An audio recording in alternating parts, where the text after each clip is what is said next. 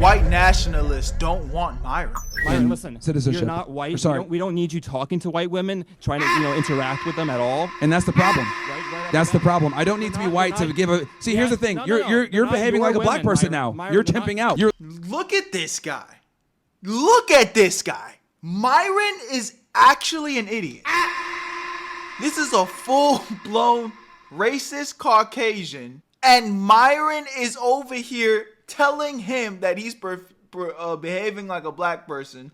They don't want you, Myron. You're not white. No matter what you do, no matter how much you grift, they do not want you. Holy. Literally behaving like a white person. You are behaving like a black person. So here's the difference. See? At this juncture in the timeline, I'm starting to believe that Myron Gaines has some sort of humiliation kink because he sets himself up for failure time and time again.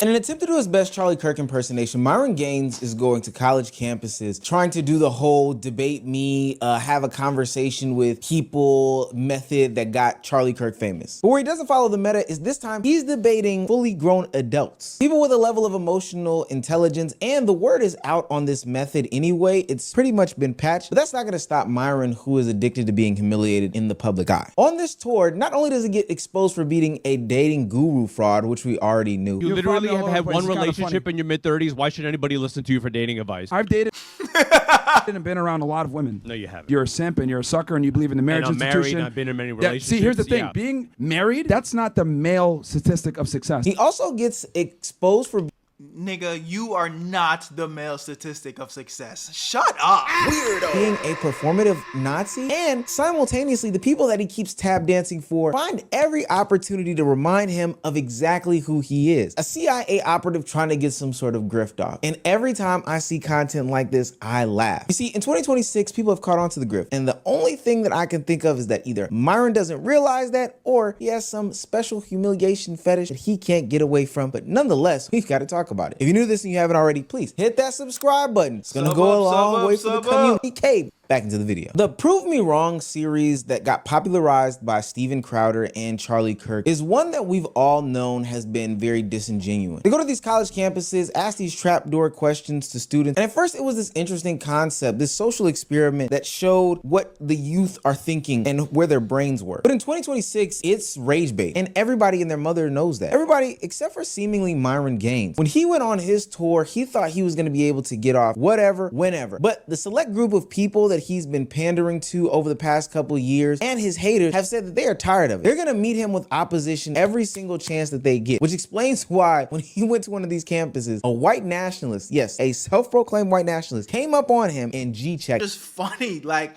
it just though the intro in the beginning was just hilarious, where it's like you see Myron trying his best to grift to the Caucasian man. Please accept me. And they're like, nigga, no.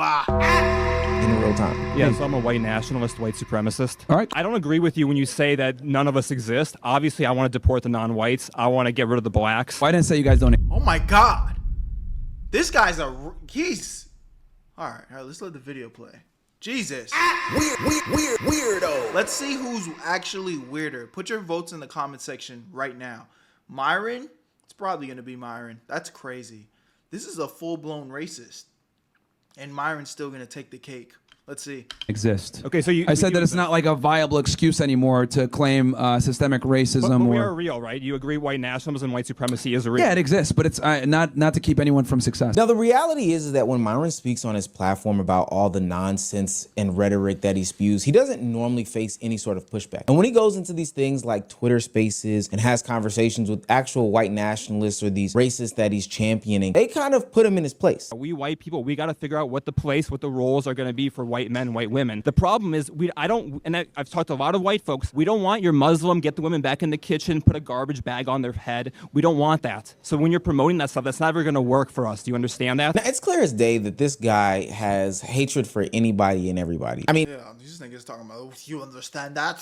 He's fucking lisping and shit. After all, he's a white nationalist. I'd be surprised if he did generally like somebody. But the problem is that Myron continuously tries to find this middle ground with this guy. And not saying that there's an inherent problem with having a middle ground with somebody that sits on the opposite side of the spectrum. Maybe there's some more nuance that can be had in that conversation. But ultimately, finding, middle ground with the opposition is fine. But what this guy is basically telling Myron as he is giving some sort of middle ground is the way that you are speaking for me and my people is wrong. Although these are the same people that Myron is tap dancing to. Once these people are in front of him, they take the opportunity to embarrass him. Do you support white nationalism? I support any group's people to exercise nationalism. That's fine. I've always thought it was weird how white nationalists can't be white nationalists without being called some pejorative term or lose job opportunities. So that's going to be a civil war, right? If there's black nationalists, white nationalists. Well, I think that there's ways to mitigate that and exist in harmony. Nationalism literally means we don't want to live in harmony. We want to have our own nation. Well, you can do that via segregation. There's other ways to go about it. We want to repeal the Civil Rights Act. You are against that, correct? I just don't. Oh my God. No, this is a dark individual.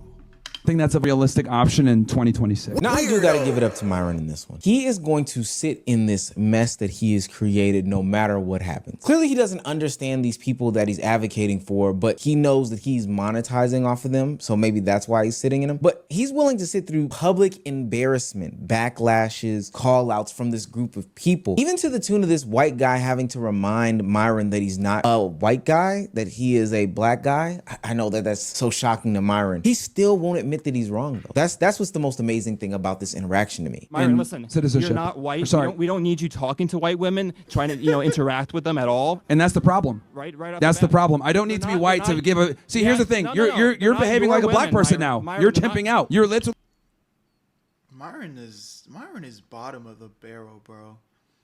Here, like, how can you say that? How can you actually say that with passion and like conviction? You're behaving like a black person. You're chimping out. This is literally verbiage used to downplay us. And here is the person that you are trying so hard to get approval from, disrespecting you to your face. It's not a black person disrespecting you to your face. It's the person, it's the group that you are trying so hard to grift to. And you can't even insult him with his own unique term. You gotta take it as an opportunity to shit on us. We're not the ones that's talking shit to you right now in your face, bro. It's crazy, bro. Behaving like a white person. You are behaving like a black person. So here's the difference. See, here's the funny part. Not your women, Myron. When I criticize black people, they'll sit there and say stupid shit like you're saying. You're not black, so you can't criticize us. You're doing the same chip out shit right now. Because I don't have to be. I don't. See, here's the thing.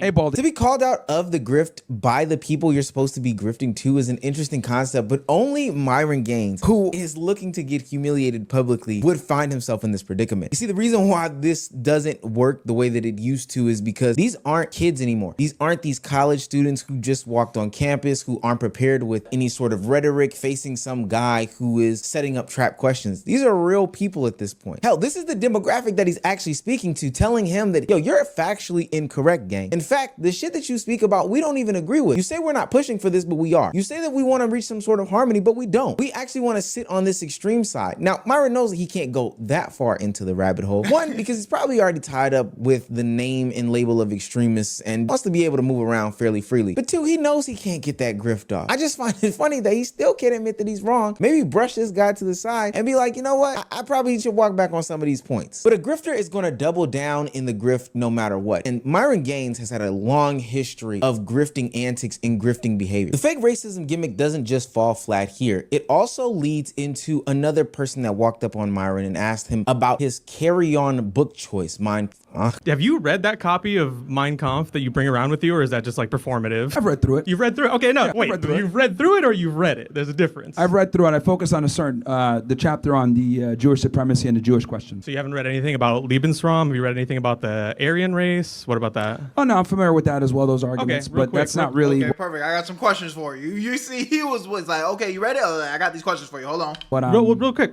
What chapter is the chapter where he talks about the Aryan race? This fucking guy, bro. You do realize that there's different types of... but there's only one where he mentions the Aryan race. It's in volume 2. I'll give you that. It's in volume 2. There's a hint. Which chapter is it? Wait a minute. Did Myron just say that he read the King James version of Mein Kampf? Is he serious right now? He can't be serious right now. Myron does the classic LeBron James move of claiming that he's read a book in which he clearly hasn't. When quizzed on it, he backs away from the question. The reason why he does this is because he's been carrying around this book performatively. You know, kind of like this new age man who reads some feminist textbooks, wears wired headphones, and drinks matcha. Jordan or LeBron? Can we talk about the real ghosts? Harriet Tubman, Susan B. Anthony, Maya Angelou. I got you this book, homie. It's a classic. This is Myron Gaines' attempt at that, but to do it towards like racist and white nationalists by carrying around Mein Kampf. For what it's worth, it's not a long read. It's not something that you just carry around and peek back into. It's weird because he can't like stand and double down in the rhetoric, but for whatever reason, he carries it around as if it's a Bible of some sort. But the reason why he can't stand with the rhetoric is because he hasn't read the rhetoric. And when he starts to get questioned about that, he flashes on this dude. Like using AI to ask these stupid ass fucking questions. It's not AI, you dumb motherfucker. Yeah, you can look up the book. The chapters are here. Well, I don't need to look it up. I was here like for like an hour. Yeah, I don't have to look it up like you do. The point I'm trying to make here is I focus on his arguments because here's the other thing. Hitler draws very much from Henry Ford and world Jewry and you can pretend to do all this. Oh, he draws from Henry Ford, bro. You haven't read the book. Show? Do you watch my fucking show, buddy? Do you watch my show? Because I've talked about this. I've watched. Then shut the fuck up. You clearly don't know what you're talking about. You're coming in here. You're coming in here. Oh, this guy's a copy of Mein Kampf. Let me ask him about this random thing about Aryans. Let me go ahead. It's a simple question though, Myron. Like he's asking you some basic details off of the book that you said you read, and you have not. Instead of just giving the man a genuine response, you're just dodging. Bro, list off something you learned from the book. That's like your teacher literally asking you, what's the main idea of chapter X, Y, and Z? The best thing he could have said maybe is like, well, shit, bro, I don't remember the which chapter off the top of my head. Can you go into a little bit more detail so it could spark my memory? And that's only coming from a place if you authentically read the book. Like, it's not that crazy. That was not a crazy question. Attack him on this. It's fucking embarrassing. It's fucking embarrassing that you're carrying around a book performatively the same way a 10-year-old carries around a skateboard he can't use. Oh, you mean this book that... Guys, it's a 700-page book. He's acting as if he's using it like a thesaurus or a dictionary. But whether you read this excerpt that you claim to have had read, or if you read the whole thing, there's no reason for you to carry it around other than, like this guy clearly called out, you're being performative. And when you're sitting here getting called out on just one of the takes, can you stand by one of the takes? Can you give a little thought process about one of the takes? You can't even do it. Can you give me just a little bit of your thoughts on this chapter? And instead of like that's not a crazy question, especially if you read the information. Reason why groups like white nationalists are sick of a Myron Gaines and they're also exposing his grift is because of the stuff that happens with this whole Mein Kampf situation and other examples. Like when Myron is asked to sit in the fire and, answer what's the details of this book? Why are you carrying this around still if you've read the excerpts that you need? It all comes off as grifty. It all comes off as performative. Maybe Myron should have went to like a community college to get this debate off. I don't know. There would be kids there and less informed people, so the pushback wouldn't be as severe. But right now he is getting baked and flambéed in real time. He's got to put this gimmick down. Speaking of old and tired gimmicks, one of Myron's other tropes that he continuously gets exposed for is this whole relationship nonsense that he is continuing to push and peddle. Now, I know it's been years that he's been trying to get this whole dating guru expert. Bro, if you in 2026 still think Myron Gaines is the man at getting huzz, bro, like I genuinely have no hope for you, bro. Just look at the guy. And I'm not gonna lie, Myron is much better in the political sphere. If he had to stick to one, he should put down this whole like dating expert gimmick and pick the politics one up, because the dating one isn't getting him. But when he is pressed about his relationship status at this UCLA tour, he falls back into old habits yet again. And it's just tiring. I'm not gonna lie. It's tiring, it's funny, but it's tiring. You literally have had one relationship in your mid-30s. Why should anybody listen to you for dating advice? Because here's the thing, my friend. I've dated and been around a lot of women. No, you haven't. So you know a lot about relationships? Quite a bit, yeah. I understand female nature to a degree to identify which women qualify for a relationship and which ones don't. Being married, that means basically, okay, well, I found a wife, I'm cool or whatever. But that's not the male statistic of success. The reality is that The things that women are attracted to and aroused by are not politically correct a lot of the times. And women are not going to be honest, and they don't have a vested interest in being honest with what they are attracted and aroused by, because the things that arouse and attract them are not politically correct. Women like bad boys. Women like men that are dangerous. Now, women aren't going to admit this openly, so what they tell simps like you, I like a guy who's nice. I like a guy who gets me flowers. Part of my issues with Myron's like relationship rhetoric is that it hasn't evolved in any way, shape, form, or fashion over the past umpteen years that he's been on the internet. Part of it is because he's not seeking out any new POVs, like at least in the concept of white nationalism, how he feels about Israel, Palestine, the Jews that exist in the world, etc., etc. He's at least performatively picking up textbooks and doing research to find out, you know, different talking points to come in those conversations. In this relationship trope, he pulls out the same bag every single time. It's literally been the same one for years. It's corny, it's tired, and people have been calling him out on this for years at a time, and he's like an old dog. He won't learn any new tricks. Even when this guy announces to him that like, yo, I'm married, he tries to downplay the fact that he is married and how that doesn't make him more of an expert than a guy like Myron Gaines, who has only had one real relationship in his 30s. And she left you for a plumber! Weirdo. And this is why this whole gimmick and shtick doesn't work anymore. Not that there's anything wrong with my plumbers. Shout out to my plumbers out there. I actually heard y'all make some pretty good money. But it's just like, Myron, you try to act like you're the guy. You're not the guy.